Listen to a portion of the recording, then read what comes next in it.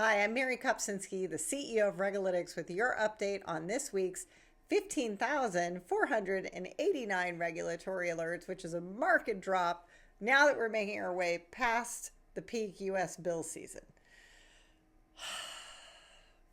Okay. The regulator of the week is Donald Trump, and the topic of the week is tariffs. I am talking this way not because I have an opinion that I'm going to share with you, but a personal truth, which is that yours truly has a law degree and a PhD. And whenever people ask me what my PhD was in, I laugh and say that my dissertation was on the WTO, which is the World Trade Organization. But after spending 5 years reading everything you could possibly read about global trade, the minute I graduated, I blocked it out of my mind. Because honestly, I had explored it enough, and I knew I didn't want to work for the WTO or the World Bank or the UN or any of that stuff, and I was totally over it. But I wanted the PhD, so I had to get the job done. Well, you can take the girl out of school, but you can't take the school out of the girl. There were 158 alerts this week related to tariffs. And let's just put that in perspective.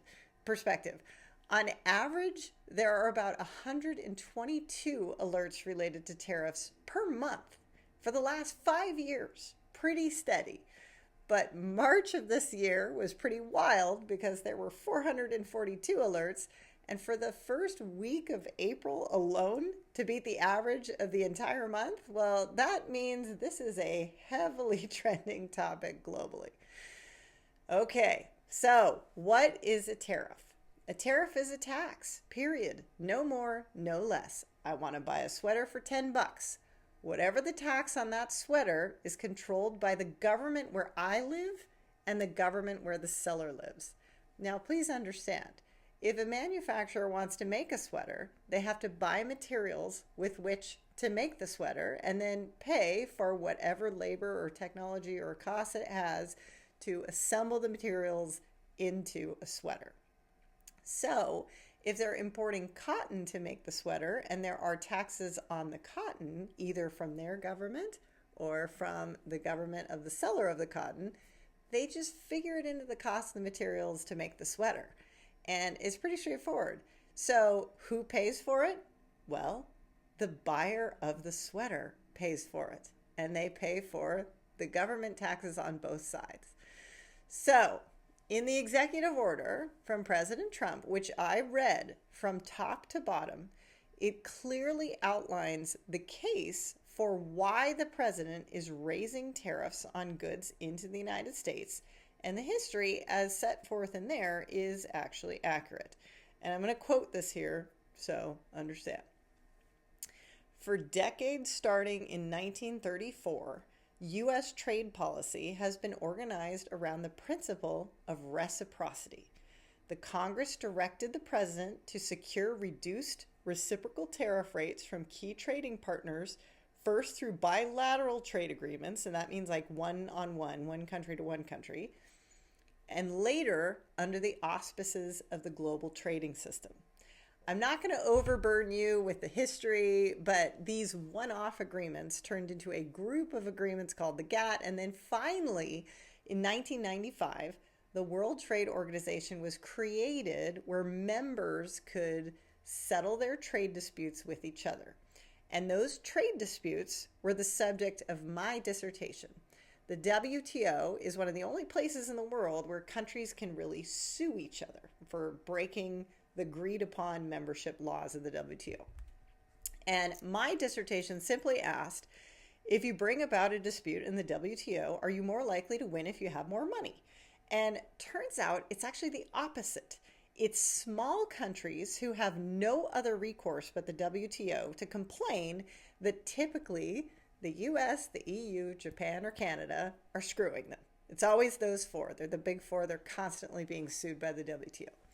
And then the winning prize, if you prove that this nation has violated the WTO international trade law, is that that losing nation is now supposed to change their laws. And you can imagine with a gridlock, the US has seen historically, and the way the Japanese diet, that's what their legislature is called, and the EU and how that works, it's a really tall order and can take decades to happen for laws to change. Anyway, I digress. The executive order continues, quote, "The post-war international economic system was based upon three incorrect assumptions." I'm going to summarize them here. So, assumption one, first, if the U.S. led the world in dropping our tariffs, the rest of the world would follow. Second, that a drop in tariffs around the world would lower prices and help the world trade more easily. And then third, as a result, the U.S. would be able to sell more, meaning export more than it was importing. And we know that's not actually the case. And then finally, the order says that the WTO, instead of having everyone equally agree to a rate, a specific rate, which is true, they instead agreed that each member of the WTO would be obligated to give its lowest rate to other WTO members. And according to the WTO, the United States has among the lowest simple average most favored nation tariff rates in the world at 3.3%, while many of our key trading partners have rates that are higher. Like, for example, Brazil's average is 11.2%. China's is 7.5%. India is 17%, and the EU is around 5%. So that is the backstory of why he's doing it. He's trying to get them to lower their rates, and he's doing it by raising ours. And that's all I'm saying, right? He could be right. He could also be wrong. It certainly could backfire, and we deal with retaliation where everyone says, oh, well, if the U.S. is raising their tariffs, then we're raising ours. Well, then we're all really screwed because that sweater is now lining the pockets of governments rather than the pockets of the buyer and the seller of the underlying sweater. It's also, I will note, traditionally very un-Republican to be pro-taxes, which is another reason why this move is just, let's just say, unusual. So how is the rest of the world reacting? From RegAlytics, I picked up a response from Israel, Brazil, China, Canada, France, UK, Uruguay, Mexico, even the US Virgin Islands, and of course the WTO itself, and many more. But I am running short on time. So I will say this. Many of the countries are using phrases like, we are monitoring it closely, we are hoping to work in partnership with the United States. But two in particular, Canada and China, have already filed disputes, formal disputes against the U.S. for violation of international law with the WTO. The WTO itself is watching it and estimating a global contraction of at least 1% in global merchandise trade volumes. That means people just won't buy stuff. The Bank of Israel, in forecasting its own GDP growth rate of 3.5 for 2025 and 4% for 2026, said that they made the following assumptions in their forecast. One, that the ongoing conflict in Gaza will not significantly impact the economy beyond the second quarter of 2025. And it considers that the effects of the new U.S. tariffs will reduce the global trade volume by 4% by the end of 2026. I will leave it to the rest of you to draw your own conclusions, but I do highly recommend a subscription to RegAlytics so you can stay on top of the actual facts and not the spin.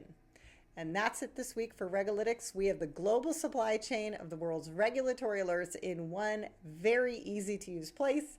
And if you need a solution or anything related to regulation, give us a call.